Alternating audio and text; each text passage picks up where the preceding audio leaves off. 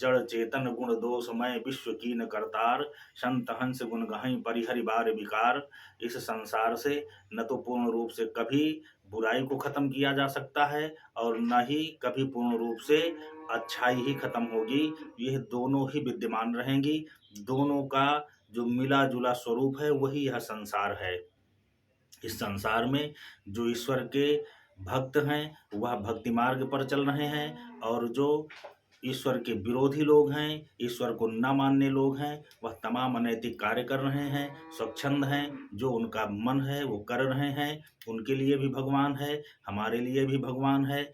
वो तो जो भगवान के विरोधी हो गए वह उसी दिन खत्म हो गए जिस दिन उन्होंने भगवान से विरोध शुरू कर दिया। जिस दिन वो ईश्वर से विमुख हो गए उसी दिन वो खत्म हो गए। अगर हम जीवित हैं, मानव देह धर करके हमको लगता है कि हमारा चिंतन ईश्वर से जुड़ा है, तो यह जीवन ही है। इस जीवन को ईश्वरमय बनाना है। ईश्वर की भक्ति में भी 3 तरीके के कारण होते हैं। 3 उद्देश्य से ही ईश्वर की भक्ति होती है।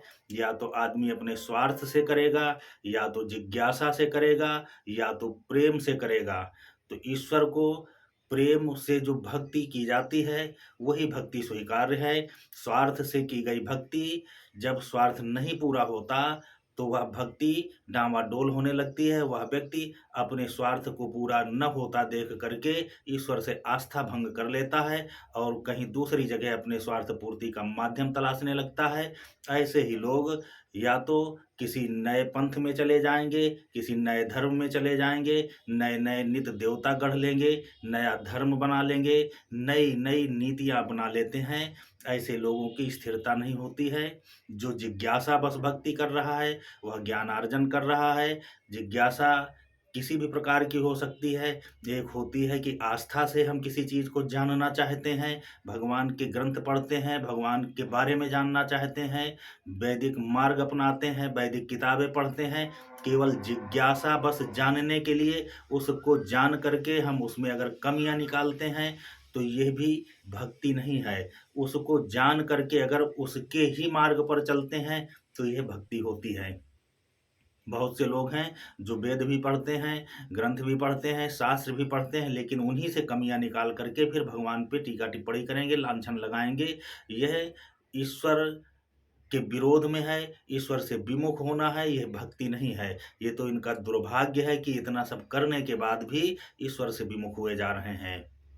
और एक भक्ति होती है जो ईश्वर के द्वारा, जो ईश्वर को बताने वाले, ईश्वर तक पहुँचने के मार्ग हैं, वो हमारे शास्त्र हैं, वेद हैं, ग्रंथ हैं। तो उन ग्रंथों को पढ़ करके ईश्वर के प्रति अनुराग उत्पन्न करते हैं अपने हृदय में और ईश्वर से जुड़ते हैं। वो भी भक्ति है। एक भक्ति होती है जो केवल प्रेम के लिए की जाती है। जो भी किया जाता है, पूजा पाठ भजन जप तप, वह ईश्वर को केवल प्रेम करने के लिए, ईश्वर को जानने के लिए, ईश्वर को पाने के लिए, ईश्वर से जुड़ने के लिए, वही भक्ति वास्तव में भक्ति है। भक्ति जब चरम सीमा पे पहुंचती है तो वह भक्त इस संसार का स्वयं दाता हो जाता है। उसे मांगने की जरूरत नहीं पड़ती है। भक्त की जब भक्ति श्रेष्ठता हासिल करती है तो भक्त तो भगवान से केवल यही कहता है कि न मोक्षाकांक्षा भवै भवेच्छापि च न मे न विज्ञानापेक्षा शशिमुख सुखेच्छापि न पुनः अतस्त्वां संयाचे जनन जननम यातु मम वै मृणानी रुद्राणी शिव शिव भवानी। तो जपता मैं जन्मों जन्मों तक केवल आपका ही स्मरण करता रहूं, मेरे मुख से शिव शिव ही निकलता रहे। हे माता, हमारी भक्ति का केवल इतना ही हमको आशीर्वाद दीजिए। जब इस श्रेष्ठता को भक्ति हासिल कर लेती है तो भगवती भी अजर अमर गुण निधि सित होऊ, करहु बहुत रघुनायक छोहू, अष्ट सिद्धि नव निधि के दाता, असबर दीन जानकी माता। वो माता भगवती भक्त को सब कुछ दे देती है, अष्ट सिद्धियों के दाता बना देती है, नव निधियों का दाता बना देती है। और वही भक्त फिर भगवान से भी ज्यादा बड़ा हो जाता है। तुलसी राम होते अधिक राम भगत जिय जानी, तुलसी राम ते अधिक राम भगत जिय जानी, रिनिया राजा राम भे धनिया भे हनुमान। तो भगवान राम तो सुनु सुत तो ही उरिन मैं नाही, हम तुमसे कभी उरिन हो ही नहीं सकते। तो राजा राम तो ऋणी हो गए भक्त के, और भक्त तो धनिया सेठ हो गया, धनवान हो गया। तो वो भक्त भगवान का हृदय है, जो भगवान के प्रति समर्पित है और सब कुछ भूल जाता है। जब अयोध्या से वापस आकर के भगवान राम का दरबार लगा हुआ था, सबको उपहार बांटे जा रहे थे, सब लोग अपने अपने उपहार पाकर के प्रसन्न हो रहे थे, खुश हो रहे थे। माता सीता ने देखा कि हनुमान जी को कोई उपहार भगवान राम के द्वारा नहीं दिया गया, तो माता सीता जो मणियों का माला पहने हुई थी, उस माला को उतार करके हनुमान जी को दे दिया।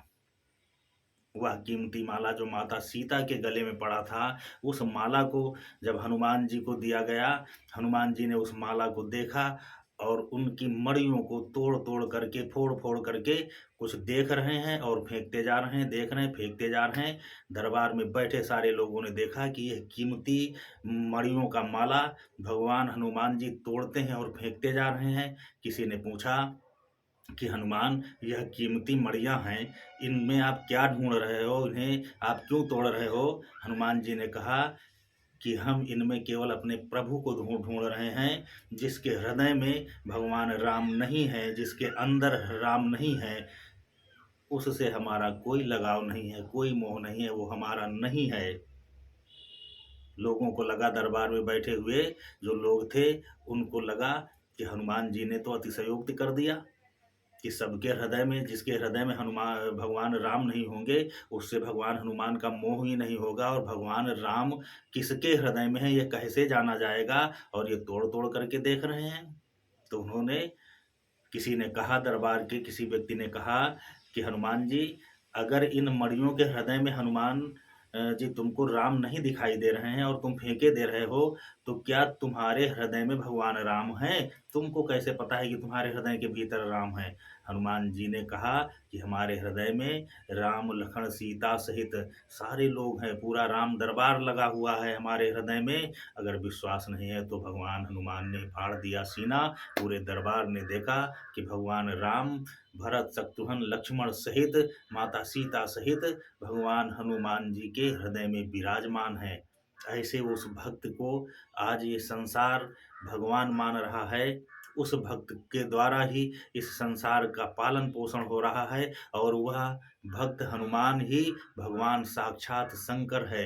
जेहि शरीर रति राम सो, सोई आदर ही सुजान, रुद्र देह धरि नेह बस बानर भे हनुमान। माता सीता को लगा कि आज अपने पुत्र हनुमान को बहुत अच्छी सी रसोई बना करके खिलाया जाए। माता सीता ने अपने हाथों से रसोई बनाया, हनुमान जी को आमंत्रित किया कि हनुमान जी आइए, भोजन करिए। माता सीता के हाथ का बना हुआ वो भोजन हनुमान जी खाते जा रहे हैं, खाते जा रहे हैं, खाते जा रहे हैं। माता सीता जी बनाती हैं, हनुमान जी खाए जा रहे हैं। अरे वो कालों का काल हनुमान, जो इस पूरे ब्रह्मांड को काल के समय, प्रलय के समय निगल जाता है, उसके लिए ये भोजन क्या माने रखता है। वहाँ तो प्रेम खाया जा रहा है, केवल जो माता सीता के द्वारा प्रेम मिल रहा है, उस प्रेम से कभी हनुमान छकेंगे ही नहीं, उसको खाए जा रहे हैं, खाए जा रहे हैं।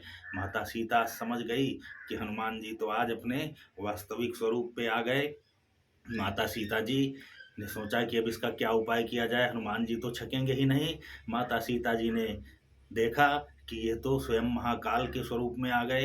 माता सीता घूम करके आती हैं और हनुमान जी के पीछे जो मस्तिष्क होता है, वहाँ पर लिख दिया ओम नमः शिवाय। जैसे ही माता ने हनुमान जी के मस्तिष्क पे लिखा ओम नमः शिवाय, हनुमान जी शांत हो गए। ये हैं हमारे हनुमान जी, ये है हमारे पितृशक्ति धाम में विराजमान श्री रुद्र स्वरूप हनुमान जी, जो इस सारे संसार का संकट निवारण करते हैं। कभी आपके भी जीवन में कोई संकट आए तो हमारे पितृशक्ति धाम का स्मरण करना, भगवान हनुमान जी आपके सारे संकटों का निवारण करेंगे। जय माता रानी, जय माता रानी।